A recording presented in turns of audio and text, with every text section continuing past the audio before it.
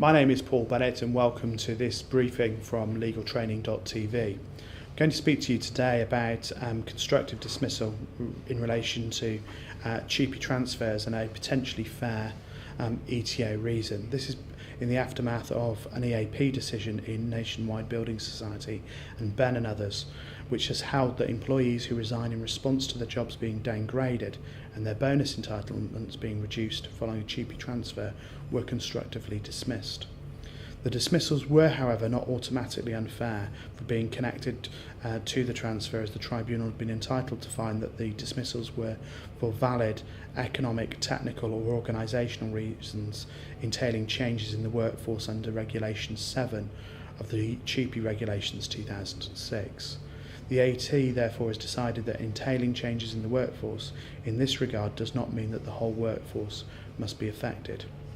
What happened in this particular case at Nationwide Building Society and Ben was that several employees resigned and brought claims for unfair dismissal following the transfer of the undertaking from PBS to NBS, which are both building societies, in August of 2007.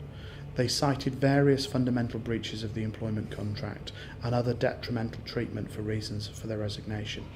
This included a reduction in skills, responsibilities for their job, and breach of implied duty of mutual trust and confidence in the assimilation process between the two building societies. They suggested that the hours that they were going to receive in relation to their the hours of work and also in relation to beneficial bonuses were reduced. They argued that they were constructively and unfairly dismissed under the 2006 regulations.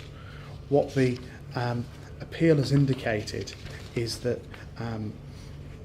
the tribunal was entitled to hold that employees have been dismissed constructively in relation to Regulation 4.9. What they did, however, say is that Regulation 4.9 must be satisfied in order for this to occur.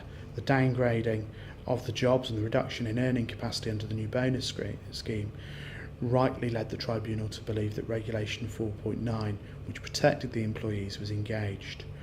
But the Employment Appeal Tribunal rejected that ground of appeal when it was appealed from first instance to the Employment Appeals Tribunal. The reason that they did this was they found that there was a potentially fair reason for the dismissal, and that would be under the economic exemptions. There was no claim in this case in relation to some other aspects of TUPE under Regulation 13, so the tribunal at first instance didn't raise it. But what the case actually highlights is that you have to consider the ETO reasons when considering TUPE transfers, even when there is a allegation of constructive dismissal. And what it's done, hopefully, is clarified the interpretation of Regulation 7.2 in holding that there's no need for an ETA reason to entail changes to the entirety of the workforce. It can apply just to limited aspects of the workforce that's at stake. Hopefully that assists you and keeps you abreast of an interesting case which has arisen in recent days. My name is Paul Bennett and I wish you every success with your work in the TUPE area. Thank you. Bye-bye.